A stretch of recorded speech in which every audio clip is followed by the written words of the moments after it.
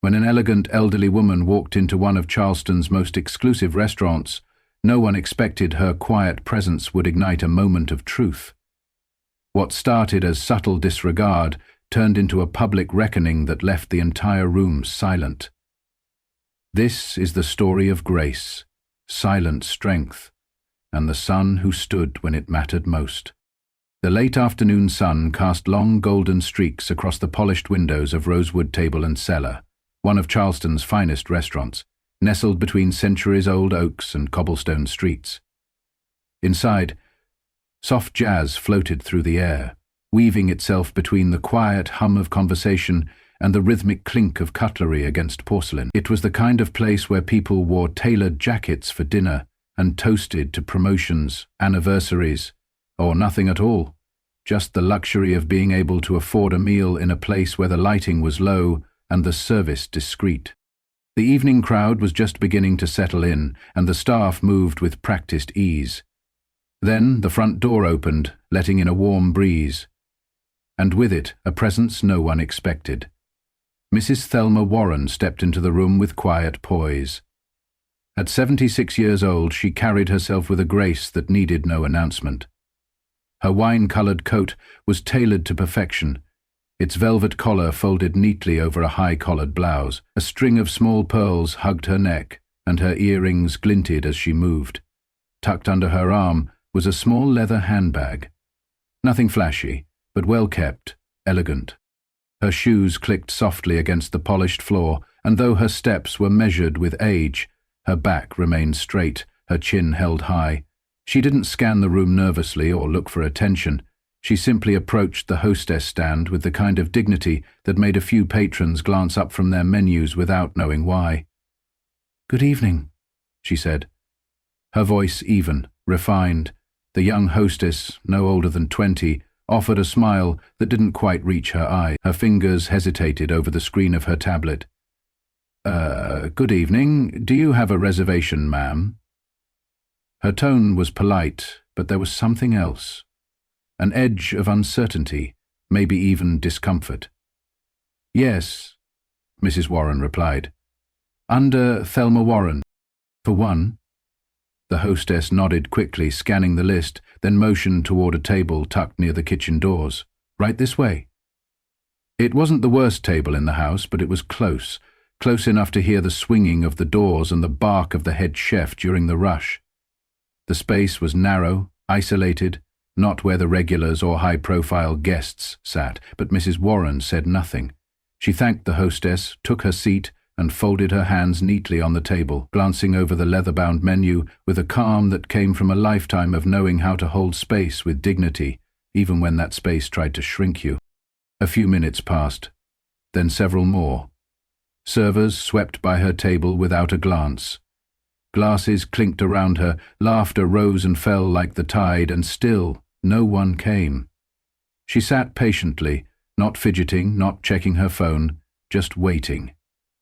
The waiter assigned to her section finally passed. Caleb, tall, mid-20s, clean-cut with a trendy haircut and a name tag that caught the light, gave her the briefest of glances before turning his attention to a couple at a nearby table who had arrived after her. He leaned in to crack a joke. They laughed. He refilled their wine, took their order, walked away, again bypassing Mrs. Warren's table. She watched, unblinking, her expression unreadable. When he finally approached her table, it was with a practiced smile that faltered at the corners. "Sorry for the wait," he said briskly, not making eye contact. "We're really busy tonight. I'll be back in a bit to take your order." Then he was gone. Mrs. Warren nodded once, barely. "Take your time," she said quietly, though her glass was still empty and her menu untouched by any attention. Across the room, a couple seated 2 tables over exchanged a whisper. "She hasn't been served yet," the woman murmured, glancing in Mrs. Warren's direction. "She's been here a while, right?" Her partner shrugged, but his gaze followed Caleb as he passed the table yet again without stopping. The tension was subtle, but it had begun to ripple. Another diner raised an eyebrow as she sipped from a glass of white wine, watching the quiet woman near the kitchen who seemed to sit at the edge of everyone's peripheral vision. Mrs. Warren didn't shift. She didn't sigh or roll her eyes. She simply waited. From the bar, another set of eyes had been watching from the moment she walked in. Marcus Warren, dressed in a charcoal grey blazer and open-collar shirt, sipped slowly from a tumbler of bourbon. His frame was relaxed, but his expression was sharp. His gaze honed in on the subtle slights, stacking like bricks around his mother. He had said nothing, done nothing, yet. Marcus was 44, tall, confident, with the kind of posture that told you he was used to running things. He owned Rosewood Table and Cellar. He had poured the last decade of his life into building it from the ground up, and he knew every corner of it. The light fixtures, the staff schedule, the wine list, the host rotation. It was his house, and right now his mother, his reason for building it, was being treated like she didn't belong in it. He tapped a finger slowly against the edge of his glass, his jaw tightening with each pass Caleb made by her table without stopping. But he didn't stand, not yet, not until he saw it for himself. He wanted to know how far it would go. He wanted to see exactly who Caleb thought he was dealing with. Mrs. Warren, for her part, remained still, composed. She had seen this before, in different cities at different times, in different forms. The kind of quiet prejudice that wrapped itself in courtesy and excuses. The kind that didn't call you names or raise its voice, but left your glass empty while the others were being filled. She didn't bristle. She didn't fume. She simply waited. Every inch of her a silent declaration, "I see you. I'm not moving." When Caleb returned, it was with a tray for another table. He passed her again and paused, glancing at her only briefly. "Still deciding?" he asked, as though it were her fault no one had taken her order. Mrs. Warren looked up, her voice soft but steady. "I'm ready to order whenever you're ready to take it." There was a silence. Caleb muttered something under his breath and walked away. That was the moment Marcus put down his drink. He stood slowly, pushing back from the bar with calm precision, adjusting his cuff as he began to walk. The room didn't yet realize the shift underway, but it would. The silence that had cocooned Mrs. Warren's table was about to break, and when it did, it wouldn't be with raised voices or thrown plates. It would come with the quiet weight of truth, carried not in fury, but in presence, and in that moment, even the air seemed to hold its breath. Marcus Warren's footsteps carried the weight of something unspoken as he crossed the room. The low lighting of Rosewood Table and Cellar reflected faintly off his polished shoes, and though his movements were measured, each step hummed with a rising current of restrained emotion. Guests who had been too engaged with their duck confit or bone-in ribeye began to notice. A few stopped mid-sentence. The smooth piano melody that had floated through the space suddenly felt quieter, like even the music sensed something was about to shift. Marcus didn't make a scene. He didn't have to. The silence spoke louder than outrage ever could. He walked past tables filled with diners, who now looked up with curiosity and toward the waiter who had, moments earlier, brushed off an elderly woman as if she were invisible. Caleb was at a nearby table pouring a glass of Pinot Noir for a couple laughing at some trivial story. He didn't notice Marcus at first, too caught in the rhythm of his performance, but then, from the corner of his eye, he saw him. The bottle wobbled slightly in his hand. He straightened up quickly, smile stiffening. "Mr. Warren?" "Hey," he said with forced cheer, as if greeting an old friend. "Didn't know you were in tonight." Marcus stopped beside him, his voice low and precise but laced with steel. "I've been here, watching." Caleb's mouth opened, but no words came. Marcus's eyes didn't waver. "You've walked past that table more than 6 times, and I've watched you greet every other guest in your section except her. Not even a glass of water. Do you know who that is?" Caleb glanced over his shoulder, following Marcus's gaze back to table 9. Mrs. Warren sat exactly as she had before, composed, dignified, a calm force in the center of the storm. She's your guest?" Caleb stammered, but his voice cracked mid-sentence. Marcus's jaw tightened. "She's my mother." The words cut through the air like a knife. A hush fell over the room. The clink of forks, the rustle of menus. Even the gentle hush of conversation all fell still. Caleb's face drained of color. He stepped back slightly, eyes darting around the room as if searching for some escape, some way to undo what had already been done. But there was none. "Mr. Warren, I didn't—" "Save it," Marcus said, his voice sharp now. "There's no excuse for what you've done. Everyone in this room saw it, heard it, felt it." The pianist had stopped playing. Patrons stared openly now, some in stunned silence, others with narrowed eyes that asked questions Caleb couldn't answer. "Clarice," Marcus called out without raising his voice. The restaurant manager appeared almost instantly from the service hallway, her eyes wide, face pale. "Yes, sir. Take over table 9 personally. Make sure my mother is served with the respect she deserves." Clarice nodded so quickly it was almost a bow. "Right away. And Caleb." Marcus turned his attention back to the waiter, who stood frozen, eyes wide. "You're done for the night. Turn in your apron. We'll talk about your future here tomorrow, if you have one." Caleb stood still for a moment too long. Marcus didn't repeat himself. Finally, the young man unclipped his apron and folded it with trembling hands. As he walked toward the back, his shoulders hunched beneath the weight of every stare in the room.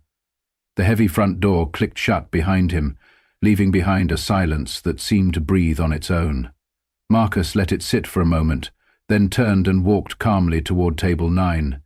The buzz of the restaurant was just beginning to stir again when he reached his mother. He lowered himself beside her chair, crouching slightly so he could meet her gaze directly. "I should have stepped in sooner," he said quietly. "I saw it from the start." "I was just waiting."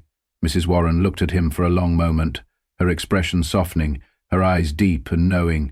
She reached out and patted his hand gently. "You let him show who he really is," she said, her voice calm. "That was the right choice." Marcus exhaled slowly, the tension in his shoulders finally releasing. "You sure?" "Yes," she said with a faint smile. "Sometimes it's more powerful to let the truth unfold. You didn't raise your voice. You didn't cause a scene, but you let everyone in this room see what matters." As Clarice arrived at the table, carrying a fresh glass of water and a new menu, she seemed almost nervous, as though trying to undo the damage with perfect service. "Mrs. Warren," she said softly, "I deeply apologize for what you experienced tonight. I'll be taking care of you personally. Please let me know if there's anything at all you need." Mrs. Warren nodded graciously. "Thank you, dear." Clarice stood, poised and professional, but her hands trembled slightly as she poured the water. The lesson hadn't missed her. She knew what this meant, not just for the guests, but for the entire staff. Marcus stood, placed a hand briefly on his mother's shoulder, then walked back toward the bar. He didn't return to his drink. He simply stood there for a moment, surveying the room, listening to the new energy humming beneath the surface. Diners whispered quietly to one another, some shaking their heads in disbelief, others nodding with approval. At a nearby table, a middle-aged woman leaned across to her husband and whispered, "She's his mother?" "Did you see how long she sat there without being served?" another man said. "I thought maybe she was just waiting for someone." But now they all knew. They had witnessed it. The subtle way someone could be made to feel small, the quiet resilience of a woman who refused to react with anything but dignity, and the steady strength of a son who stood when the moment called for it. It wasn't drama, it wasn't chaos, it was a reckoning, and it had unfolded not in shouting matches, but in the deliberate movement of a man who had built something, and wasn't about to let it be stained by silent prejudice. Clarice returned a moment later with a glass of white wine and placed it gently in front of Mrs. Warren. "Compliments of the house," she said, her voice lower now, almost reverent. "Please enjoy your meal. The chef will be sending out an amuse-bouche shortly." Mrs. Warren nodded, her face serene. "That's very kind." Across the room, Marcus caught her eye. She gave him a subtle smile. He returned it, the fire behind his gaze finally softening. He knew this moment would ripple long after the plates were cleared. The story would be told not just among the staff, but among the guests who had seen it happen. Not just about what was done, but what was allowed to happen until someone said enough. And now, with the evening still ahead of them, the restaurant shifted, not in chaos but in consciousness. No one could pretend not to see any more. And Marcus Warren wasn't just the owner of Rosewood. Tonight, he was a son who chose the moment, and chose right. As Marcus stepped away from table 9, the subtle shift in the room still hung in the air like a chord not yet resolved. Caleb's absence had left a silence deeper than his presence ever commanded, and Clarisse, now standing beside Mrs. Warren with the practiced attentiveness of someone who understood the weight of this moment, had taken over not only the table, but the tone. Thelma Warren sat poised as ever, her shoulders relaxed, hands folded gently on the linen-draped table, her eyes following her son as he returned to the bar. There was no trace of smugness or triumph in her expression, only the quiet calm of a woman who had seen too much in her lifetime to be surprised, and just enough to still be hopeful. Her meal was served with meticulous care. Clarisse hovered nearby, offering explanations of the specials, refilling her water before she had to ask, and ensuring that every detail of the experience was, finally, what it should have been from the beginning. But Mrs. Warren didn't need special treatment. She never had. What she valued wasn't the extra attention now, but the lesson it carved into the evening, the kind of lesson that didn't come with raised voices or hashtags, but from bearing witness to how people responded when dignity was quietly withheld, and then just as quietly restored. Across the room, a young woman at a corner table leaned in toward her dinner partner. "That's his mother," she whispered.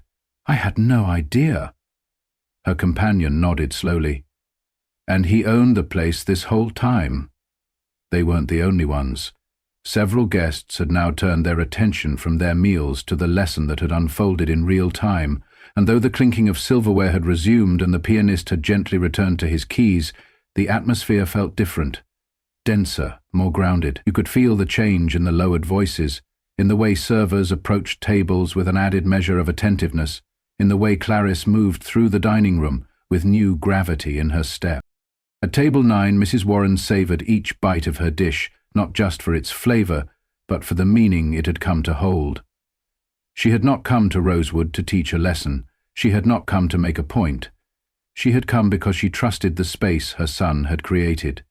And though the evening had revealed the cracks that still ran beneath the surface of such places, it had also proven something deeper. What leadership looks like when it chooses patience over pride. Marcus returned to the table a short while later, sliding into the seat across from her, his expression lighter than before. He watched his mother take a sip of her wine and then offered a soft smile. "How's everything now?" he asked. "Lovely," she replied, "though I think my water glass might have been filled 5 times already." Marcus gave a short laugh, shaking his head. "They're trying to make up for it." She murmured, setting her glass down. "Making up for something is easy. Making sure it doesn't happen again. That's where the work begins." Marcus's smile faded just slightly, replaced by a nod of understanding. "You're right," he said quietly. "I should have stepped in sooner." Mrs. Warren met his gaze, her expression warm but firm. "You didn't let it slide. You let it reveal itself. That's something most people don't have the patience for." Around them, the dining room was returning to its rhythm, but the beat had changed. It wasn't about appearances anymore, it was about awareness. Servers approached tables with more care. Patrons seemed more observant, more considerate. The restaurant hadn't erupted into outrage. No viral moment had been filmed. And yet, something profound had still occurred. Clarisse, after delivering dessert menus, stepped aside and quietly gathered the floor staff in the small alcove by the wine wall. She kept her voice low but deliberate. "What happened tonight can't happen again," she said, scanning the faces of her team. "We talk about hospitality, but it's not just about menus and smiles. It's about how people feel the second they walk through that door. Every person deserves dignity. No exceptions." The staff nodded, some solemn, others reflective. One of the younger servers, eyes wide with realization, muttered, "I didn't even see her sitting there for the longest time." "That's the problem," Clarisse replied gently but firmly. "We don't always see until we're forced to, but from tonight forward, we see. We listen. We don't assume. We lead with respect."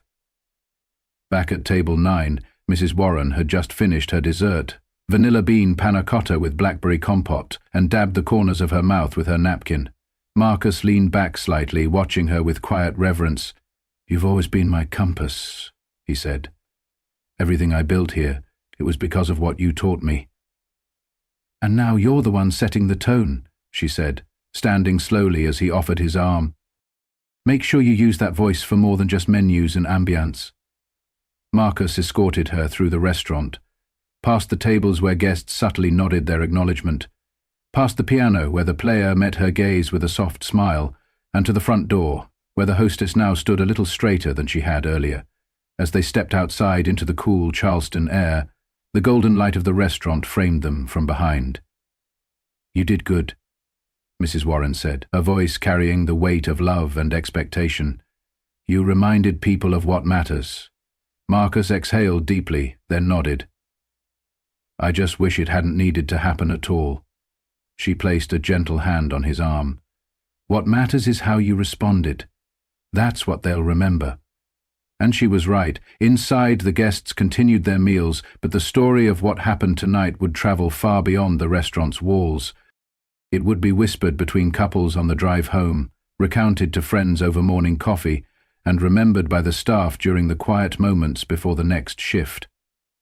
For some, it was just a night out. For others, it was a quiet awakening. Clarice, after closing out the last receipt, gathered the remaining staff for a quick meeting near the kitchen. Her words were calm but clear. Tonight was a reminder.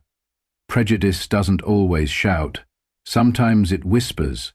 Sometimes it smiles. Sometimes it comes dressed as busyness or oversight, but it's still there, and our job is to notice it, to correct it, and to never let it pass unchecked. The staff nodded, some with misty eyes, others with thoughtful frowns. They knew the restaurant had changed that night, not just in service, but in spirit. Marcus, having walked his mother to the waiting car at the curb, stood for a moment longer, watching her disappear into the evening. Then he turned and looked back at the glowing windows of the restaurant. Rosewood Table and Cellar had always been about more than food. It was about atmosphere, experience, presence. But now it would also carry the legacy of a moment that mattered. A moment that reminded everyone inside that respect isn't a garnish, it's the meal. As he stepped back through the door, the hush of the dining room seemed to hold him differently.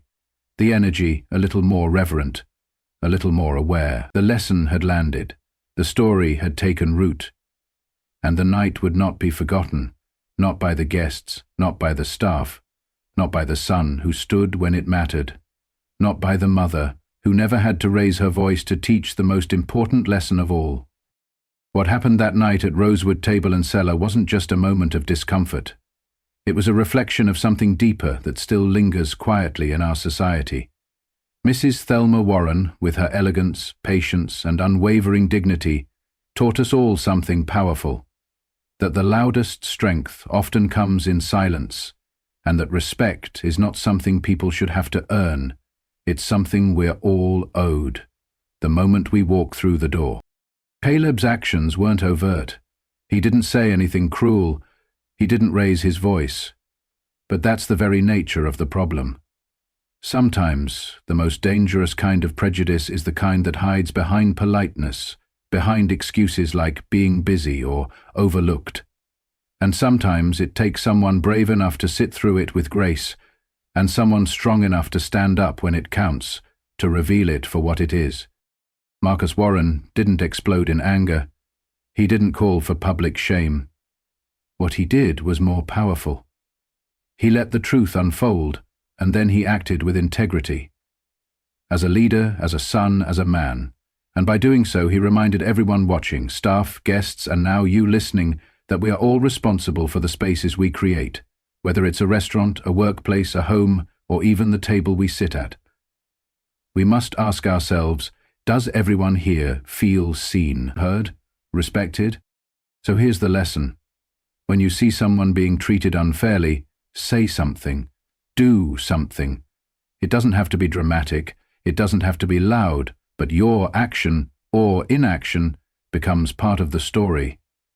Make sure your part is one you're proud of.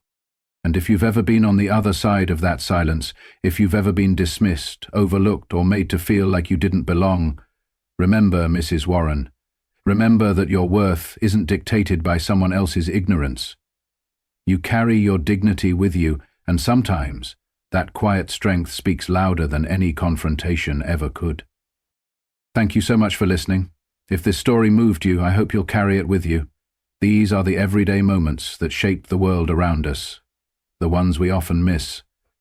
But when we pay attention, when we really see them, we begin to understand how small choices can lead to big changes. If you found meaning in today's episode, please consider subscribing to US Justice Story and sharing this with someone who needs to hear it. Together, we can keep these important conversations going, because dignity, respect, and justice should never be optional. Until next time, stay kind, stay aware, and stand tall when it counts.